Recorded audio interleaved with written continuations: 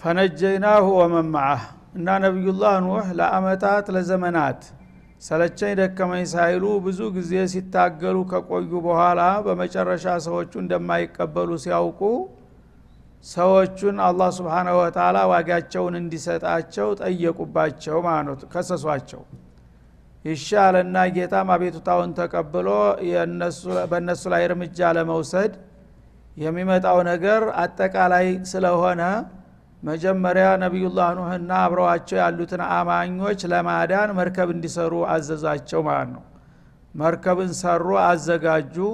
ከዛ በኋላ የኔ ተከታይ የሆናችሁ በዚህ መርከብ ላይ መሳፈር አለባችሁ የሚል አዋጅ አወጡ ማለት ነው። እና ከሰዎችም አልፈው በመድር ላይ ያሉ ነፍሳትና እንስሳቶችን ጠሯቸው ለዘር እንዲተርፉ።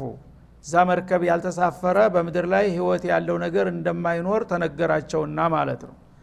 ያነ ይህን ጥሪ ሲያቀርቡ እንስሳትና ነፍሳት ተሽለው በየዱሩ በየተራራ ያሉ ተጥቅቅኑ አጥጫንና ተትል ጀምሮ እስከ መጨረሻው እስከ ዝሆን ድረስ ያሉት ነፍሳቶች እየሮጡ መጡ። ሰዎቹ ያልሰሙትን ጥሪ እንስሳዎቹ ተሽለው አውሬዎቹ ማለት ነው። ሁሉም እያንዳንዱ አህሚል من كل زوجين اثنين ለዘር ወንድና ሴት እያደረግ ሁለት ጾታዎችን አሳፍር አላቸው። በዛ መሰረት እሳቸው ጋር የነበሩት ጥቂት ግለሰቦችንና የቤት እንስሳቶችን እንዲሁም ደግሞ የዱር አውሬዎችም ሳይቀሩ ሁሉም ተጫኑ ማለት ነው። ከዛ ያልተሳፈረ ሁሉም ነገር አልቆለታል። ወጃልናሁም ኸላኢፈ ከነብዩላህ ኑህ ጋር የተሳፈሩትን ወገኖች የዘር መተኪያ ያደረግናቸው ይላል አላህ Subhanahu Wa Ta'ala። ከዛ በኋላ በመድር ላይ ያለ ተንቀሳቃሽ ሁሉ ላተዘራ ለልአርድ ብለውታልና እንዳለ ጠራርጎ ደብዛውን ተሳውን አጠፋ ማለት ነው። አሁን ተመርከቡ ላይ የተሳፈሩት እንግዲህ ጥቂት ሰዎችና ፍጥሮች እንደገና መሬት ላይ ወርደው ተባዝተው ነው አሁን ዓለምን ሞልተው የሚገኙት ማለት ነው። እና ኸላኢፈ ማለት የዛ የወደመው የጠፋው የህዝብ መተኪያ የዘር መተኪያ ሆኑ እነዚህ በመርከቡ ላይ የቀሩት ማለት ነው። ሌላውስ ወአግረቅነ الذين كذبوا بآياتنا የአላህን መልእክተኛ ያስተባበሉትን ጥጋበኞችና ትዕቢተኞች ደግሞ የኛን አንቀጾችና ተአምሮች በማስተባበላቸው ሳቢያ በውሃ አሰጠምናቸው አጥለቀለቅናቸው ማዕበል እንዲበላቸው አደረግን ይላል።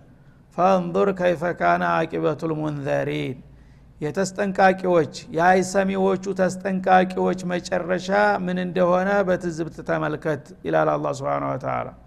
እነዚህ ሰዎች እንግዲህ ከማንኛውም የህዝብ በበለጠና በተሻለ መልኩ አላህ እድል ሰጥቷቸው ነበር። ለ950 አመታት ያህል ያው የፈለጉትን ነገር እያደረጉ ያላየ ያልሰማ መስሎ ትቷቸው ነበር። ያን ያህል ዘመን እንግዲህ ተመክረውና ተነግረው ሊሰሙ ያልቻሉ ደንቆሮ ተገሳጮች መጨረሻ ፍጻሜያቸው ምን እንደሆነ በትዝብት አይን ተመልከታቸው ከታሪክ ማህደር ማለቱ ነው። እና አቂበቱል ሙንዘሪን ነው ሙንዚሪን እንዳንል ማለት ነው። ሙንዚር ማለት አስጠንቃቂ ማለት ነው፣ ነብዮቹ ናቸው። ሙንዘር ማለት ተስጠንቃቂው ህዝቡ ማለት ነው። እና ማስጠንቀቂያ የተሰጣቸውና ያን ማስጠንቀቂያውን ጆሮ ዳባ ልበስ ያሉት ደንቆሮዎች ፍጻሜያቸው ምን እንደሆነ ተመልከት። እንደዚህ ሆነ መጨረሻቸው ይላል አላህ Subhanahu Wa Ta'ala። ከዚያ በኋላ እንግዲህ የነብዩላህ ኑህን ታሪክ ባጭሩ ያጠቅለል አድርጎ አስቀመጠው ማለት ነው። በሌሎቹ ሱራዎች ላይ በሰፊው ይተነትነዋል። አሁን ፍሬ ነገሩን በአጠቃላይ አንኳሯን አስቀመጣል። ثم بعثنا من بعده رسولا ከዚያ በኋላ ከነብዩላህ ኑህና ከህዝባቸው በኋላ ደግሞ በቀጠለ ሌሎችን ተረኛ መልእክተኞች የተለያዩ ሩሱሎችን ላክን ይላል አላህ Subhanahu Wa Ta'ala። እና ከሳቸው በኋላ ነብዩላህ ሁድ ናቸው የመጡት ማለት ነው ለአዶች። ቀጥሎ ደግሞ ነብዩላህ ሷሊህ ለተሙዶች፣ ቀጥሎ ደግሞ ነብዩላህ ኢብራሂም ለኢራቃውያንና ለፍልስጤም፣ ቀጥሎ ሉጥ የሳቸው ወንድም ልጅ የሆኑትና ራሳቸው ያሳደጓቸው ማለት ነው እያለ ቀጠለ ማለት ነው። እና መባአትና ሚን بعده ሩሱላ የሚለው እነዛም ቀጥሎ ሹዓይብ አሉበት እዚህ ውስጥ ማለት ነው።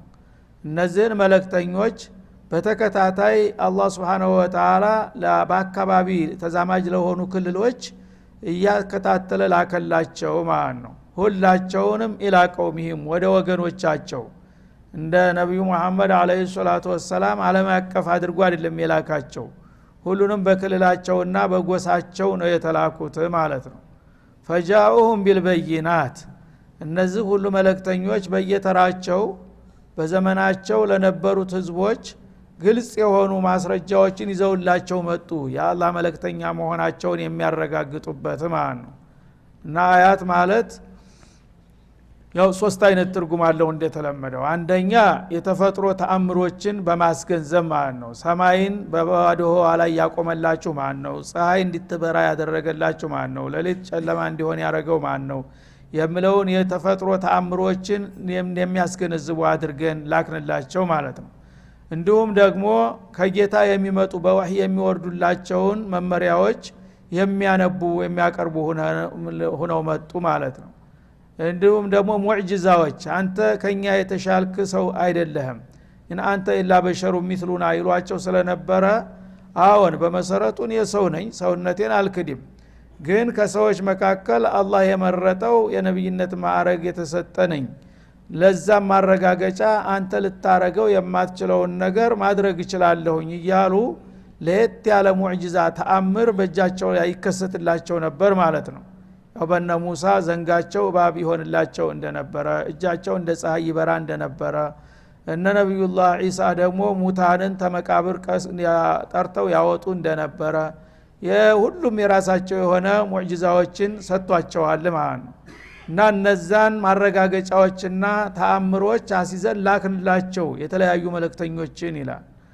ግን የሁሉ ተደርጎ ፈማ ካኑ ሊዩእሚኑ ቢማ ከዘቡ ቢህ ሚን ቀብሉ እነዚህ የተረገሙ ህዝቦች ቀዳሚዎቹ ሲያስተባብሉት የነበረውን ነገር ይህንን ተአምር እያዩም እንኳን ሊያምኑና ሊቀበሉት አልቻሉም፣ በማስተባበሉ ላይ ቀጠሉበት ማለት ነው። እንግዲህ መጀመሪያ ዝም ብሎ አንድ ሰው ያለ ማስረጃ እኔ ነብይ ነኝ ስላለ ሊጠራጠር ይችላል። አንተ ከማን በልጠህ ነው ብሎ ቢከራከር አያስገርምም ማለት ነው። ግን ሙዕጂዛ ካሳየ በኋላ እሱ ሊሰራው የማይችለውን ነገር እየሰራ እያየ እንዴት አድርጎ አቂል የሆነ ሰው ሊከራከር ይችላል? እነሱ ግን መጀመሪያ ያው ሙዕጂዛ ሳያሳያቸው በሰላማዊ ቃል እኔ የአላህ መልእክተኛ ነኝ፣ ጌታ ወደ አንተ ልኮኛል፣ ስለዚህ የተለያዩ ጣዖታቶች የቅራቅንቦች አይጠቅሙህምና እነሱን ሁሉ ተውና ለአንድ ሰማይ ምድር ለፈጠረ ጌታ ብቻ እደር፣ ለሱ እመን ብለው ሲጠይቃቸው ከየት መጣው አንተ ከማን በልጠህ ነው? ጌታን እንዴት አገኘው? ያሉ ያመናጭቋቸዋል ማለት ነው። ጌታን የኔ መረጠኝ ለመሆኑ ማስረጃ ሰጥቶኛል። ምንድነው እሱ? ይሄው ብሎ ያሳየዋል ማለት ነው። መጀመሪያ ዝም ብሎ ተራ ቃል ስለሆነ ዲዕዋ ስለሆነ ያ ነገር ሊሆንም ላይሆንም ይችላል። ምክንያቱም ቃል ሲባል ሁሉ ጊዜ ተሁለት አንዱ ነው የሚሆነው፣ ወይ ውሸት ነው ወይ እውነት ነው። ስለዚህ ውሸታምም ይናገራል በጥሩ አንደበት፣ እንዳውም እውነት አስመስሎ ሸክኖ የሚናገር ሞልቷል ማለት ነው። ግን ማንኛውም ዳዕዋ ማስረጃው ነው የሚመዝነው ማለት ነው። ያልከውን ነገር የሚያረጋግጥ ነገር ታመጣ ያ ነገር እውነት መሆኑን ነው የሚያሳየው ማለት ነው።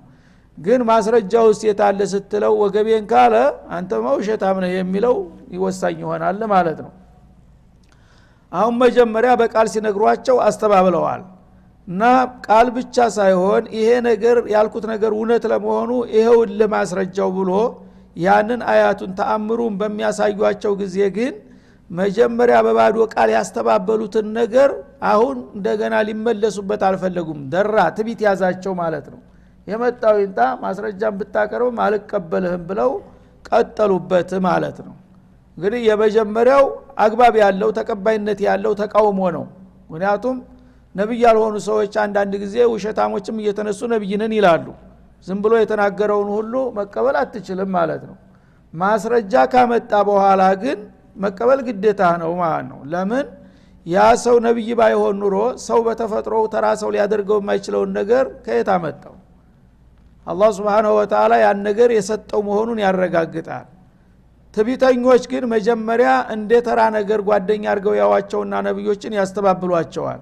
ግን ኋላ ማረጋገጫ ተአምር በሚያመጡ ጊዜ ግን የሚያመጡትንም ማስረጃ ዋጋ ቢስ አድርገው ሌላ ስም ይሰጡታል። ሲህር ነው ይሉታል። ካህና ነው ሽዕር ነው ይሉና በዛው በድርቅናቸው ይቀጥሉበታል ማለት ነው። ስለዚህ ፈማካኑ ሊዩሚኑ ቢማ ከዘቡ ቢሂ ሚን ቀብሉ መጀመሪያ ሲያስተባብሉት የነበረውን ነገር በመረጃ ሲደገፍም አቋም መቀየር ሲገባቸው በዛው በጀመሩት ማስተባበላቸው ቀጠሉበት ማለት ነው። ለምን? ልባቸው ስለታሸገ አላህ እውነት መሆኑን እያወቁ ሲያስተባብሉ ተጣላቸውና ጦባ አላሁ አላ ቁሉቢሂም እንዳለው ልባቸውን ዘጋባቸው ማለት ነው። ከዛ በኋላ የመጣው ቢመጣ አንቀበልም የሚል አቋም ያዙ። መህማ ተእቲና ቢሂ ሚን አየት ሊተስሐረና ቢሃ ፈማ ነሕኑ ለከ ቢሙእሚኒን እንዳሉት ማለት ነው የነቢዩላህ ሙሳ ሰዎች። ሁዶችም እንደዚሁ ብለዋል፣ የሱ አዶች የሁድ ነብዩ ተከታዮች ማለት ነው። ስለዚህ ሰዎች መጀመሪያ አንድ ነገር እንደ ሐሳብ ሲቀርብላቸው መቃወማቸው አያስገርምም፣ መብታቸውም ነው። ምክንያቱም ማንም ሰው የመጣውን ነገር ያለውን ነገር መቀበል ግዴታ አይደለም ማለት ነው። ያ ነገር ግን ከጌታ የመጣ መሆኑን የሚያረጋግጥ ጉሉህ መረጃ ካሳየህ በኋላ ልትቀጥል አይገባህም በተቃውሞህ ማለት ነው። እነሱ ግን የመጣው ይምጣ ብለው መጀመሪያ እንዳስተባብሉት ማስረጃውም ከተከሰተ በኋላ ቀጠሉበት ግግም አሉ ማለት ነው። ከዛሊከ ነጥበው አላ ቁሉቢል ሙዕተዲን እነዚህ ሰዎች እንግዲህ ህገ ወጥና አጉራ ዘለሎች ናቸው። ሐቅም መሆኑን የሚያረጋግጥ ነገር ቢመጣም እኔ ከአቋሜ ፍንክቻ አልልም፣ አንድ ጊዜ አስተባብልሃለሁ እስከ መጨረሻው ሄዳለሁ ማለት ደንበር ዘለልነት ነው ማለት ነው። እንዲህ አይነቶቹን እንግዲህ ደንበር ዘለል የሆኑ ሰዎችን አላህ Subhanahu Wa Ta'ala ልግመኞች በመሆናቸው ተቀይሟቸው ልባቸውን አሸገባቸውና ለመቀበል አልቻሉም ማለት ነው። ይህ ነው ያለፈው ታሪክ። አሁንም ታዲያ ይሄን አይነት ባህሪ እናንተም እንደግማለን ካላችሁ ተረኞቹ ውጤቱም እንደዚህ ነው የሚሆነው። ሐቁን እስከምታውቁ ድረስ ተከራከሩ፣ ችግር የለውም። ሐቁን የሚያረጋግጥ ማስረጃ ካሳያችሁ በኋላ ግን እንቀጥላለን ካላችሁ አላህ ይቆጣና ልባችሁን ይዘጋዋል። ከዛ በኋላ የሆነው ቢሆን አትቀበሉም፣ ካልተቀበላችሁ ደግሞ ጥፋት ነው የሚከተላችሁ በማለት ያስጠነቅቃል ማለት ነው። አሁን የምናየው ይሄ ነው በቀጥታ ሐቅና ባጢል መለያው ጠፍቶ አይደለም። በአሁኑ ጊዜ ማን ሐቅ ላይ እንዳለ ማን ባጢል ላይ እንዳለ ግልጽ ሆኗል። ግን ጉልበተኞች ግግም ብለው በቃ እውነቱን እያወቁ በእኛ በኩል ያልመጣ እውነት ሊሆን አይችልም የፈለገው ይሁን እያሉ ነው ዓለምን የሚያምሱት ያሉት ማለት ነው። አላህ ደግሞ Subhanahu Wa Ta'ala ያው ቀጠሮውን ይጠብቃል፣ በፈለገ ጊዜ ሁሉንም ያንኮታኩተዋል። ثم بعثنا من بعدهم موسى وهارون ይላል። ከዛም ቀጥለን ደግሞ ያው ነብያት የመላክና የማሰማራቱን ስራ ቀጠልንበት እና በአንድ ወቅት ነብዩላህ ሙሳና ሃሩንን ወንድማማቾችን በጥንድ ላክንላቸው ማለት ነው። ለምን በዛ ወቅት የነበሩት ደግሞ በጣም የባሰባቸው ጥጋበኞች ጣራ የደረሱ ባለጌዎች ስለነበሩ አንድ ነብይ የሚወግራቸው ስላላደለ ጥንድ ነብይ ተላከ አንድ ጊዜ ማለት ነው። ወንድማማች በእናትም በአባትም የማይለያዩ ናቸው ሃሩንና ሙሳ። ሃሩን ታላቅ ሙሳ ታናሽ ናቸው። ሁለቱን ነብዮች በአንድ ላክንላቸው ደግሞ ይላል ለነ ፊርዓውንና በዛ አካባቢ ለነበሩት ባለስልጣናት። ኢላ ፊርዓውን ወመለኢሂ ሙሳና ሃሩን ወዴት ነው የላካቸው ብትል ኢላ ፊርዓውን ጣግያ የመጨረሻ ባለጌ የነበረው ጥጋበኛ ወፊርዓውን አነ ረቡኩም ወልአላ አስተማለት የሄደው ወደሱ ተላኩ ሁለቱ ነብዮች ይላል። ወመለኢሂ በዙሪያው የነበሩት መሳፍንትና መኳንንቶች እሱን እያጀቡና እያጨበጨቡ ያባለጉት እሱን እነሱንም ጭምር እንዲገስጡ ላክናቸው ይላል። ቢአያቲና የአላህን ተአምሮች ይዘው አላህ እነዚህን ጥንድ ነብዮች የመረጣቸውና ለዚህ ዓላማ ያሰለፋቸው መሆኑን የሚያረጋግጡበት ጉልህ የሆኑ መረጃዎችን ይዘው መጡላቸው። ፊ 9 አያቲን እንደሚለው በሌላው ቦታ ማለት ነው። አንድ አይሉ 9 ተአምሮች አንዱ ብቻ ወሳኝ የሆነ ማለት ነው። እነዛን ሁሉ ሙዕጂዛዎች ይዘው መጡላቸው። ግን ሰዎቹ ምን ሆኑ? ተቀበሉ ወይስ ወደሚለው ሲመጣ ፈስተክበሩዋል። ፊርዓውንና አብረውት የነበሩት መሳፍንቶችና መኳንንቶች እነሱ ለራሳቸው ጌታ ለመሆን እየቋመጡ ስለነበረ እንዴት አድርገን እናንተን እንቀበላችኋለን? እናንተ እነማን ናችሁና ነው ደግሞ እኛን ልታስተምሩና ልትመሩ የመጣችሁት በማለት ተኮፈሱ ማለት ነው። ወካኑ ቀውመን ሙጅሪሚን ፊርዓውንና አብረውት የነበሩት ባለስልጣናቶች ጭራሽ ባሰባቸው የገረሩ ጠማማ ሰዎች ነበሩ ይላል አላህ Subhanahu Wa Ta'ala። እና እንግዲህ ፊርዓውን ከሌሎቹ ከሰውነት ሳይርቁ ነው ያው በአላህ ያጋራሉ፣ ኩፍርን ይሰራሉ፣ ሰዎችን ያው ይጨፈጭፋሉ እንጂ ራሳችን ጌታነን ለማለት አይደፍሩም ነበር ብዙዎቹ ማለት ነው። ፊርዓውን ግን ጌታን መካዱ ብቻ ሳይበቃ ራሱን መተኪያ አድርጎ ያቀረበ ነው። ጌታ የሚባል ጭራሽ አያስፈልግም፣ እኔ ነኝ ጌታው ማአሊምቱ ለኩም ሚን ኢላሂን ገይሪ ያለ ባለጌ ነው ማለት ነው። እና ሙሳን እንዳውም ሸخصየን ተሐዲ ያደረጋቸው ለኢን ተኸስተ ኢላሃን ገይሪ ለአجعلنك من المسجونين እኔን ማስተማሩ ተወውና አንተ ተኔ በስተቀር ሌላ የምታመልከው ነገር አለ ብለህ እቺን ነገር ደግሜ በሰማብህ ማረገውን ታቃለህ። ምድር ውስጥ በጣም አሰቃቂ የሆነ የመቅጫ ቦታ ነበረው። ያን ቦታ በልጅነታቸው ያውቁት ነበር ባለሟል በነበሩበት ጊዜ። እዛች ቁም ስቅል የማሳይበት ቦታ ነው ማስገባህና ተጠንቀቅ የሚል ጎበዝ ነበረ ማለት ነው። ስለዚህ እንግዲህ አላህ Subhanahu Wa Ta'ala ሱነቱላህ ሙተከረራ ነውና ሙሳና ሃሩንን የሚያህሉ በጣም ገናና ነብያት በጣም በርካታ የሆነ ሙዕጂዛ ይዘው ቢመጡም እነ ፊርዓውን በቀላሉ የሚበገሩ አልሆኑም። ተኩራሩ ከኛ በላይ ምን ኃይል አለ ማለት ጀመሩ ማለት ነው። ለምን ወካኑ ቀውመ ሙጅሪሚን በጣም ጠመው የደረቁ ሰዎች ነበሩና አንዲ ግንድ እንደተጣመመ ከደረቀ ማንም አርቆ ሊበልሰው አይችልም ማለት ነው።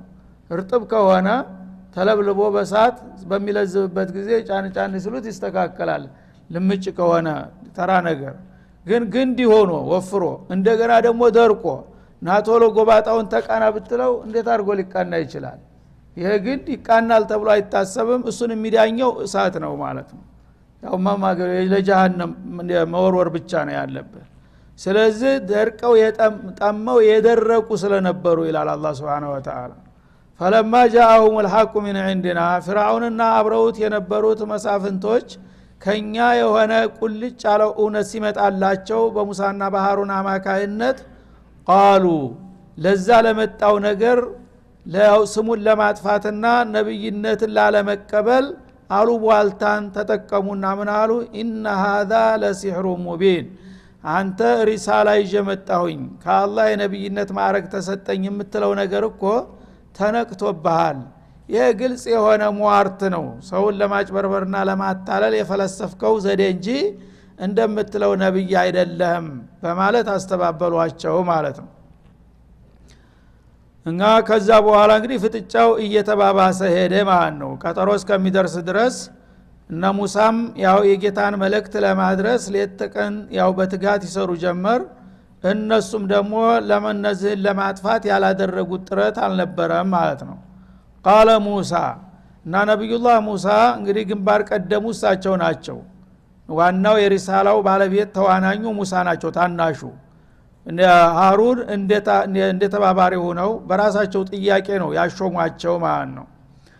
ስለዚህ ሙሳ ናቸው ሁልጊዜ ግንባር ቀደም ሆነው የሚጠቀሱትና የሚከራከሩት። ምናሉ ያመጣው ነገር ሪሳላ ወይም ንቡዋ ሳይሆን ሲህር ነው በሚሏቸው ጊዜ ሙናቀሻ ለማድረግ ምናሉ ሙሳ አተቁሉነ ሊልሐቅ ለማ ጃአኩም ሲህሩን አሉ።